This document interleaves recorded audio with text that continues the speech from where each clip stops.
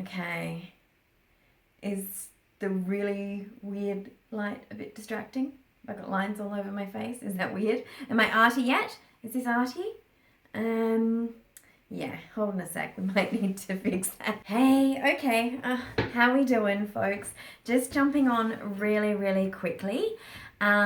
Firstly, to say thank you to Lisa from And So On. Most of you would have heard of Lisa because most of you have come from Lisa. But yeah, she's did a little shout out and it was very much appreciated. I do love her channel. Like, her skin glows. Have you noticed that? It glows. It's amazing. Maybe that's life in Spain. Anyway, she also does have another channel. Hold on a second. Hi, I'm Simone. Yeah, I'm really good at this. Alright, hi, I'm Simone. This is my little channel called Goblin Fruit. Welcome if you haven't been here before. You know, like, subscribe, comment if you like this kind of content. I talk about sewing.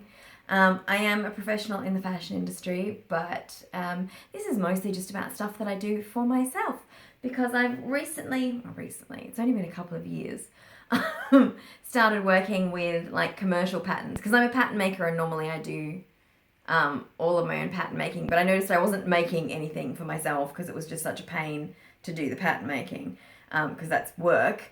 So I've started using commercial patterns, so I'm just kind of sharing those things, really, I guess.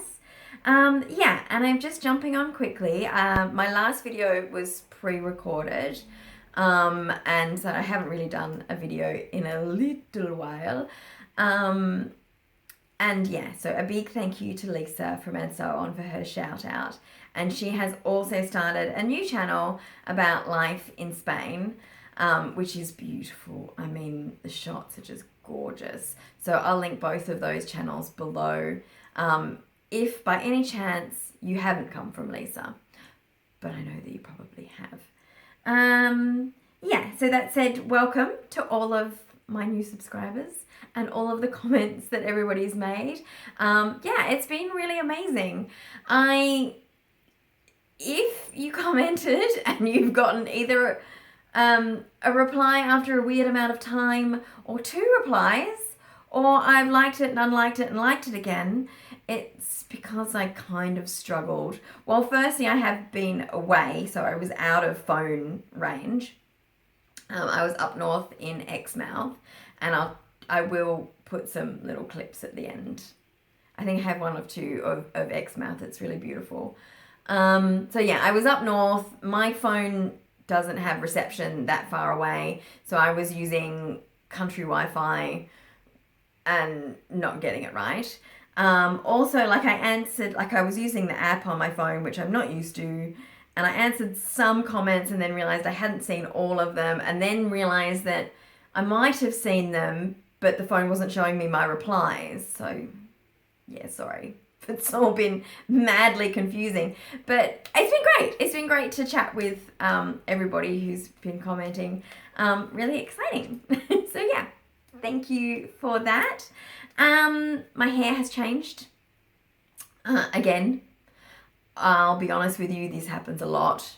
I did say in a previous video that I was trying to grow out the grey, and I am. I promise I am. The attempt was to kind of bleach it black from like, it was nearly black. It was very dark brown. And when the grey was growing through, it was really obvious, and there was like a line, and it was white and not a great look. But I've always had kind of fairly radical hair. Like, it's either all been very nearly black, very nearly white, or a bit black and a bit white, or it's been hot pink or red or purple or something like that. And obviously it's not at the moment. In fact, this is very close to my natural hair colour, and it might be freaking me out. When it was blonde, I mean, I was really quite happy with how it looked sort of growing through. Yes, you could see roots, but the grey was kind of softening it. But the blonde, the bleach blonde, was just really yellow. It was really not a great colour. And the condition of my hair just completely lost it, which is unusual for me because I bleached it so many times that like it doesn't normally affect my hair that much.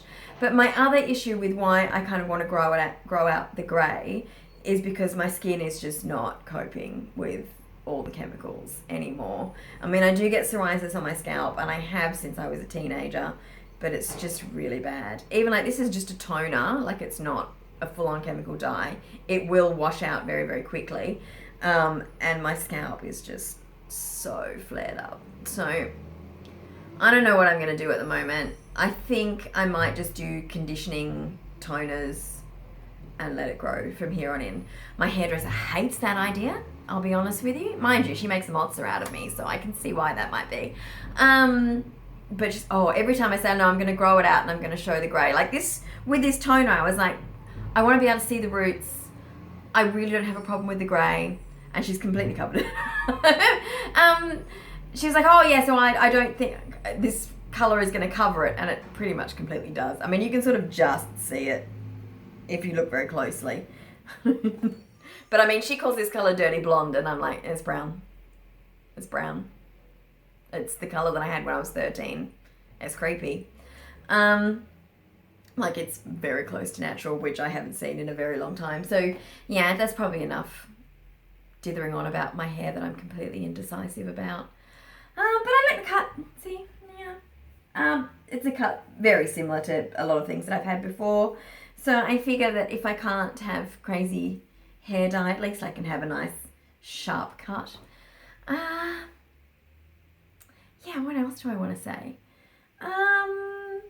I do have another video coming up on the fabric mixing. That'll be the next one. So normally, like as sewists and like even in industry, you design a garment or decide on what you want to sew and pick the pattern and pick the fabric, and you make the whole pattern out of that fabric, right? So this is just if you want to take it to another level and combine two different fabrics with different colors and different textures and things into the one garment, this video will be about that. And I've taken a slightly deeper dive than I thought I was going to be honest. But it's been good for me. It's been good for me to kind of think about, okay, what makes good design when you're mixing fabrics? Like what make good choices so that you can try and get the best possible result.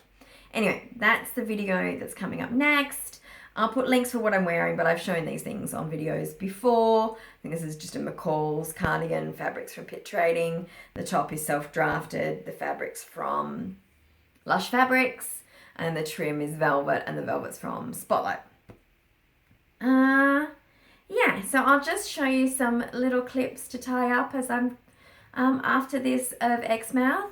If you don't know Exmouth, so I live in Western Australia, and Exmouth is on the northwest peninsula. It's like a little point on the edge of Western Australia, so it's sort of the top, and then up here we have like Broome and things, and then it goes out, and then there's like this little point, and Exmouth is there, and then you come down south, and Perth is down there, which is the capital of the state.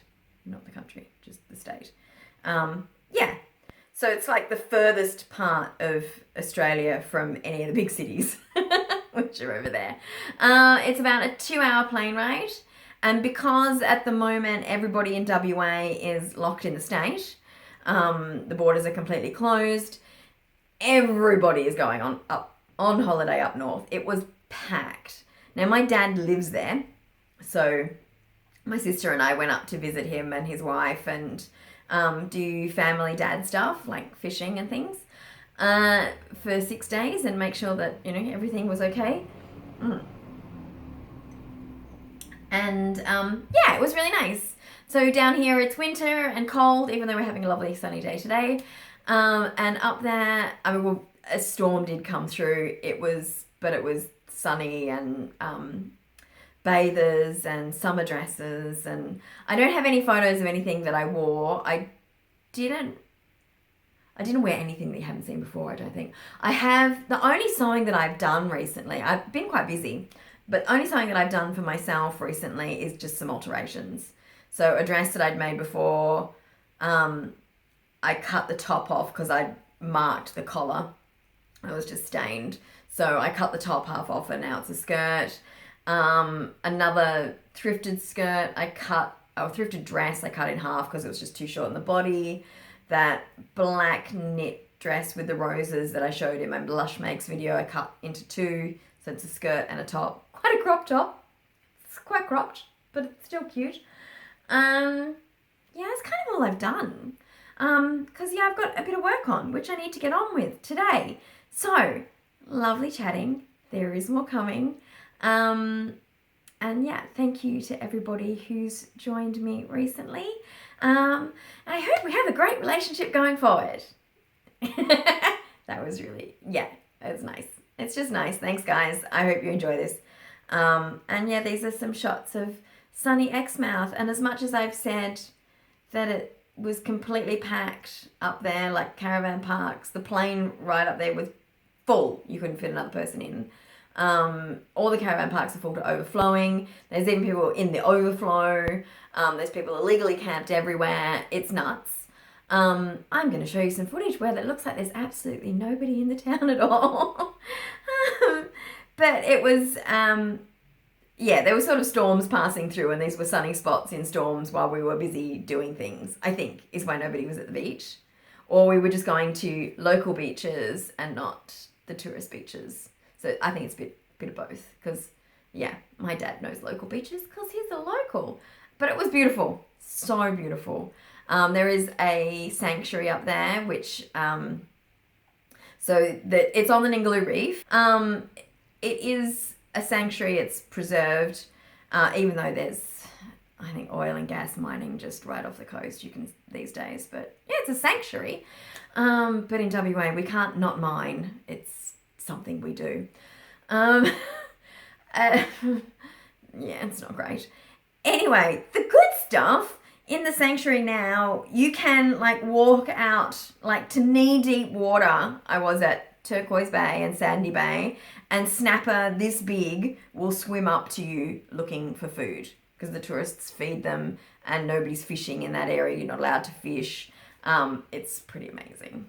I did have, maybe I'll put one in. I've got photos of like the fish underwater, but it's really hard to photograph a fish underwater, right? So it's like right there and it's like this big. Perfect eating fish. But yeah, I actually much preferred them, yeah, just being there where you could swim with them. It was pretty amazing.